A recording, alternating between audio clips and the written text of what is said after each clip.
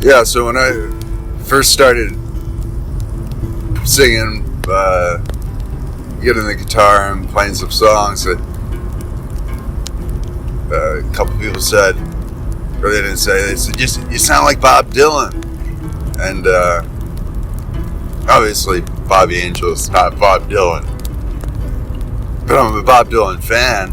Yeah, I know most of his albums, have purchased them at some point, but that, you know, so one more cup of coffee, when Tony was going away, his going away party, I remember at some point previous, he had said, you know, I think after singing Marsha or something, he had said, commented, oh, I'm a big Bob. He's like, I love that song, One More Cup of Coffee. That's from the album Desire, by the way, which is just full of a bunch of great songs and songs that really transport you, I think, to different times and situations in a way that's really cathartic, like Bob Dylan songs do. Anyhow, he had mentioned that song, so when it came time for Tony's going away party, I'm like, oh, at that point, backstory to that is, when I picked up the guitar after not playing the guitar for 20 years, and I realized, and then I took another couple lessons, a guy, Rich Ralph, and in town, and he was real helpful. He was just kind of, you know, real open-minded. He's like, oh yeah, I see what you're trying to do. Yeah, and I had some songs, you know, that was the great thing about learning a Dylan song. It was 3 chords. I could strum those 3 chords and kind of sing the song. And then I was surprised, and I think would tape it and listen back to it. I'm like, oh, that's not bad, and I see where I can improve. But, you know, me being a Dylan fan and then being able to play some Dylan songs, I think, trying to think what was some of the first ones I played. Silvio, it was a real simple chord progression, and I just enjoyed singing the song. So when Tony mentioned that, I found the chords for One More Cup of Coffee, and that was going to be that's a song that he really liked, and it's a great song, and not quite apocalyptic, but the song of being on the road, and it gives the aura of kind of being on the road, and you're momentarily stopped, but then you're moving on, just one more cup of coffee before we go to the valley below. And I'd have to go back and look at all the specific lyrics, because at this point I know Tony's lyrics to the song, One More Melaleuca. Tony made his mark in the preserve his first go around. Spoiler alert, Tony has since come back to the preserve. He loved us so much in the preserve, he couldn't stay away. It took 15 years, but he's kind of the swamp's prodigal son.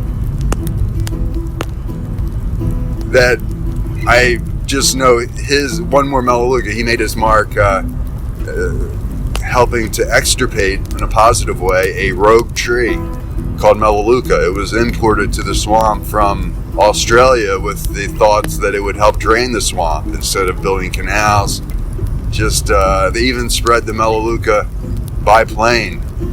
They spread the seeds, and just forced the Melaleuca, having not natural competitors, but biological controls. You know, there was kind of a frontier where the normal milieu of bugs and parasites that would stunt growth of any plant from taking over didn't exist. So the Melaleuca was just able to run rampant and overtake the native population. So when the preserve was established in 1974,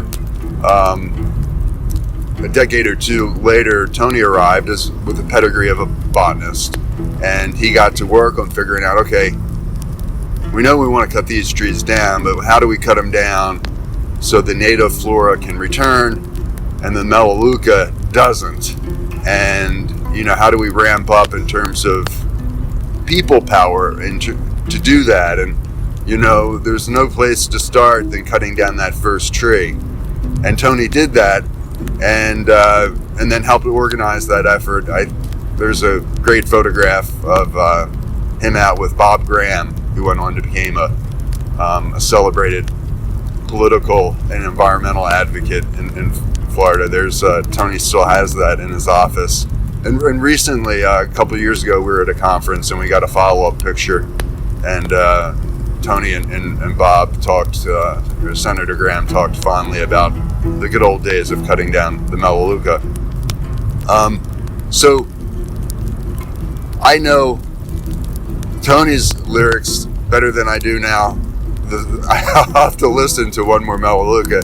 So it's an homage. The song is an homage to Tony's love for that song, but maybe wrapping his story in it in a way that I think Bob Dylan would approve.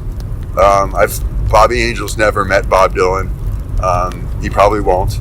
But I would love to. Bobby Angel would love to if that ever happened. Maybe I could talk to him by phone, and we could compare notes.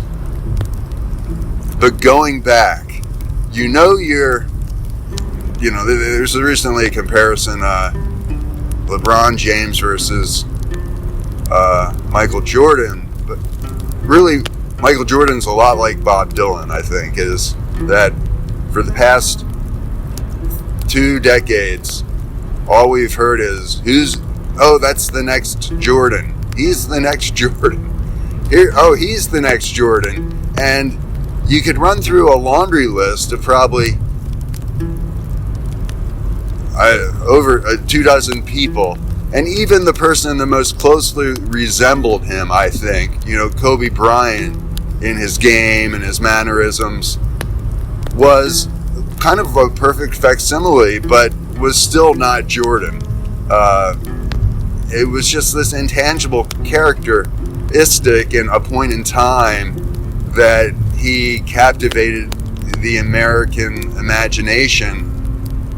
And I think the same way maybe Bob Dylan did. His story is as important as his music, and his music is as voluminous as every song is poignant and can take you into a universe of its own, even though his canon is, a constellation in a broad soundscape that you could just, spend a lifetime, exploring. And his albums, and that's, so Bobby Angel most definitely is not the next Bob Dylan, but people have commented, including Tony, that, oh yeah, you sound like Bob Dylan, partly because, well, that's an insult.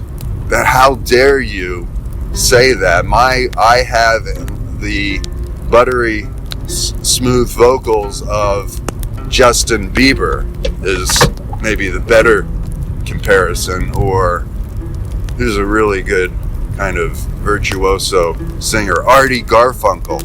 He could take a song to the next level. So, wow, what an honor it was, and an insult at the same time. But it almost makes you think, who is the next Bob? You're the next Bob Dylan if they don't compare you to Bob Dylan, because there'll never be another Bob Dylan. But this is really about Tony's song, and so we knew we wanted to do it to that Dylan song. And Tony might like other Dylan songs, but One More Cup of Coffee was the one that really he loved. And so that was going to be the surprise. And we met, myself and my boss at the time, Ron, and Billy Snyder were up on his second floor of his porch in Everglades City. You could even see the river, maybe you couldn't, but anyhow, maybe we did. If you drink a beer or two, you can see a lot of things. And I remember writing the lyrics, and this is where I kind of discovered that I had a kind of a knack for songwriting. I remember we were pausing and everybody was talking about what the song was going to be about, and I was kind of in and out really quickly. I just started writing down lyrics, and they were like, well, wait a minute, does you really need to be throwing a Mr. Pibb in the canal? But I was thinking, symbolically, the Mr. Pibb was kind of a joke that the soda machine had Mr. Pibb that we had. So, and Tony was drinking Mr. Pibb. He wasn't really a Mr. Pibb fan, but we associated Tony with Mr. Pibb. So, and then there was an effort that he launched to clean up litter on State Road 29. So that Mr. Pibb can, him chugging a Mr. Pibb, and then going off to cut down one last Melaleuca before he goes, just kind of evoked an image, I thought, maybe in the same spirit of Bob Dylan's song of one more cup of coffee before you go to the valley below. And then later that can emerges in the video as kind of litter that not Tony drank, and he would never litter. He's environmentally, an environmental champion in too many ways to count. But we would possibly pick up a can that somebody else had littered along the road. And completely off tangent, there's an old story of Tony going hiking with another biologist, Mike Owen, and the Fakahatchee, and as a joke, he and someone else, after they drank their bottle of water, they just kind of trying to get a reaction out of Mike. It must have been an inside joke, and Mike was horrified, and I think that was a story. Anyhow, Tony would never litter. And so anyhow, that it occurred to me on that porch writing that song that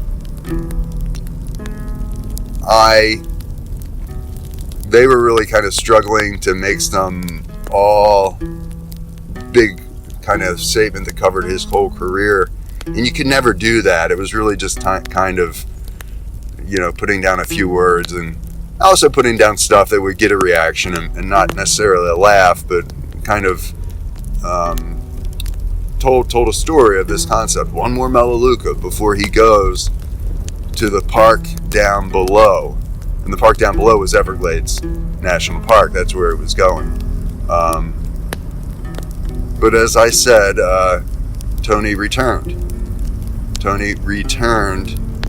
15 years later, and now he's my new boss. So, but this song was written when he was, and he hasn't aged one bit. Maybe his hair turned gray. I can't remember. What else? Oh, at that party, if I'm not mistaken, I cannot remember the word. No, this is okay. At Tony's party, I think he might have had a tequila shot or too many. Anyhow, it was kind of wrapped around a night at the Tiki Hut where Billy had brought a boat, and we were then leaving, myself, Jack, and Billy, and Tony, back to Billy's place. And Billy, it was a full moon, he knew the way through the mangroves, and that became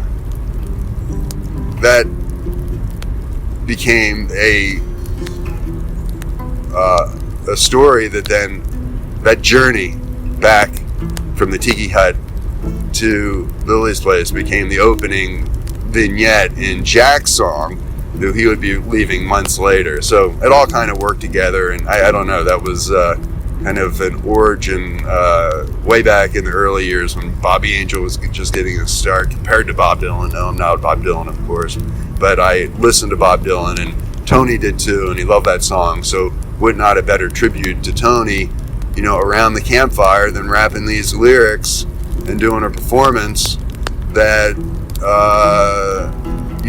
put him in the vehicle of that song that he could enjoy. So somehow it all seemed right, and yeah,